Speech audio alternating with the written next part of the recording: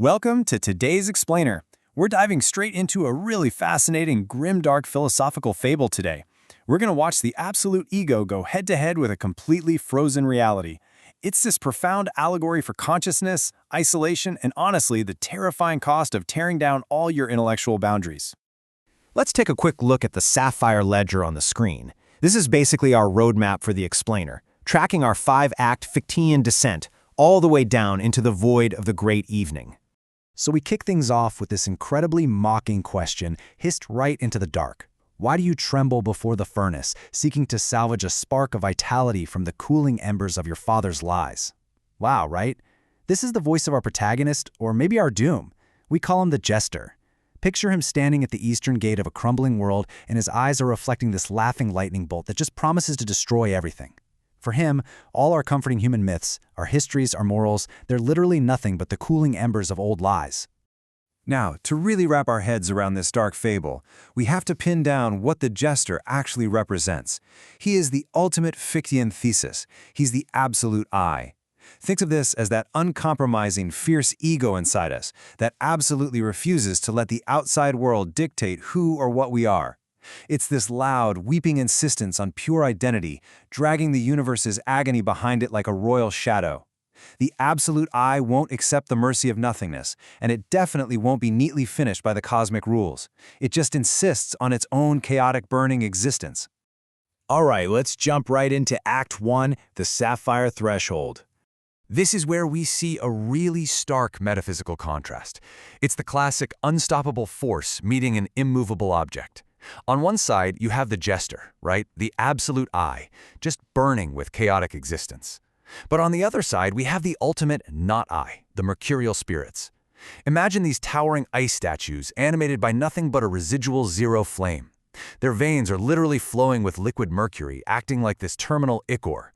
These spirits inherited this frozen vessel, and they are completely haunted by the memories of the very same ancestral vows that the Jester wants to burn down. It's a massive clash between defiant chaos and haunted, terminal stillness. So, standing in front of these frozen sentinels, the Jester completely rejects the city of gilded cherubim behind him, because to the absolute ego, society, with all its sacred cartography and rules for fitting in, isn't a comfort at all. It's a prison. He looks at it and just sees kinetic noise, a structural punishment that ruins the perfect silent zero of his own internal void. So he turns his back on the whole shebang, fully embracing the agonizing burden of a mind that no longer needs divine permission just to exist. Moving on to Act 2, Surgery on the Absolute. Picture the Jester kneeling in this bone-white dust, drawing out a jagged quill. But the mercurial spirits aren't just standing there. Vibrating with their liquid mercury ichor, their freezing, collective voice calls out to challenge him. Is this your sovereign deed? To turn the bedrock of human speech into a pile of historical accidents and etymological scrap? They're just watching in absolute horror as he performs this brutal linguistic surgery on the very concept of the word good, slicing it up until it's completely unrecognizable. And you have to understand, this isn't just a philosophical argument, it's a brutal dissection. For the Jester, every single etymological cut is a crime of seeing clearly. He is peeling back these layers of moral paint that society and priests have slapped on over the years, just to uncover this forgotten, bloody vitality underneath. It's a process of thermal volatilization of identity. Basically, he's literally burning away our shared human morals to expose the raw, ugly truth. He's erasing what he calls the warm poison of consolation, because he'd rather freeze in the truth of the void than live with the comforting lies of the past. Which brings us to Act 3, Tragedy of the Unowned Mind. So, having completely destroyed the mythic frame, what does the Jester have left? He's holding a vellum that is essentially just a white scream.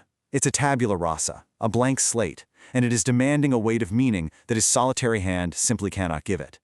This hits on the massive danger we all face when we tear down the structures in our lives. When you destroy all the meaning in the myths, you're left staring at a terrifyingly blank slate. The mercurial spirits watch him standing at the edge of this unmapped peak, realizing his tragic flaw. A peak without a myth to anchor it is really just a jagged tooth of indifferent stone. The Jester talked a big game, claiming he would write these grand epics of becoming and mastery. But without a shared world to connect to, his ink is just the sweat of his own isolation, written into the salt of an uncaring desert. He ultimately becomes a corrupted vessel for narrative inertia. So instead of creating this triumphant new philosophy, all he manages to do is transform the crushing weight of his absolute isolation into the cold, geometric symmetry of a ledger. He's left bearing the cosmic sorrow of the universe like a runic seal branded right over his heart. Let's see how this synthesizes in Act 4, Alchemy of the Void. This is where the true alchemical transformation of his suffering really locks in. We've seen him reject the world, we've watched the brutal linguistic surgery, but how does this end up at the apotheosis of Sapphire Living Ink? Well, it's the ultimate synthesis of the Fichtean dialectic.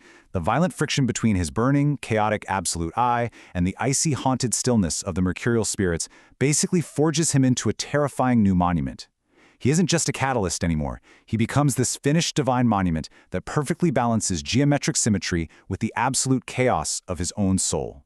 And finally, Act 5, Descent to the Great Evening. At this point, the absolute ego's chronological descent is completely inevitable.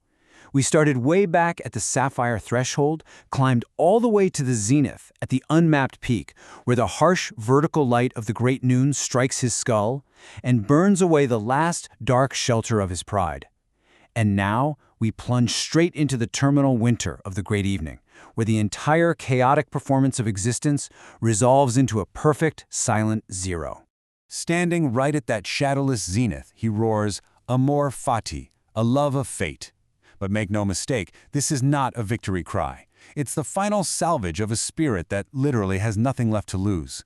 The ghosts of the fathers are gone forever.